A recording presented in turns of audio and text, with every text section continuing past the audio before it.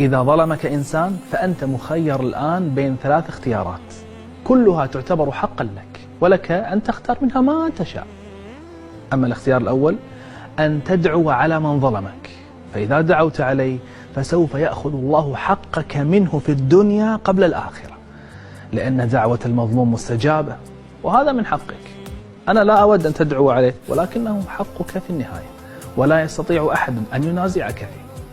قال صلى الله عليه وآله وسلم: دعوة المظلوم مستجابة، وإن كان كافرا وإن كان فاجرا، فإنما فجوره على نفسه. الاختيار الثاني أن لا تدعو عليه في الدنيا، ولكن أن تنتظر لتأخذ حقك منه يوم القيامة وليس بالدنيا، لأنك إن دعوت عليه في الدنيا فسوف تأخذ حقك في الدنيا، أما إذا لم تدعو عليه فإن الله يوم القيامة سيعطيك من حسناته ما يساوي الظلم الذي ظلمك إياه، أو ستعطيه أنت من سيئاتك. قال النبي صلى الله عليه وآله وسلم عن الظالم يوم القيامة، قال: إن كان له عمل صالح أخذ منه بقدر مظلمته، وإن لم يكن له حسنات أخذ من سيئات صاحبه يعني المظلوم فحمل عليه. الاختيار الثالث هو أن تعفو عمن ظلمك. أتدري ماذا يعني ذلك؟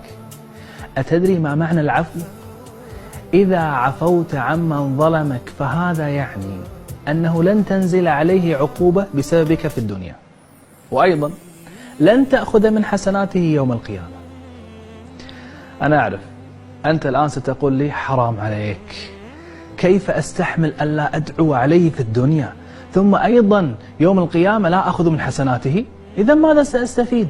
لا تخف لا تخف، اطمئن واهدأ، ستستفيد أكثر مما لو أنك أخذت من حسناته يوم القيامة. كيف؟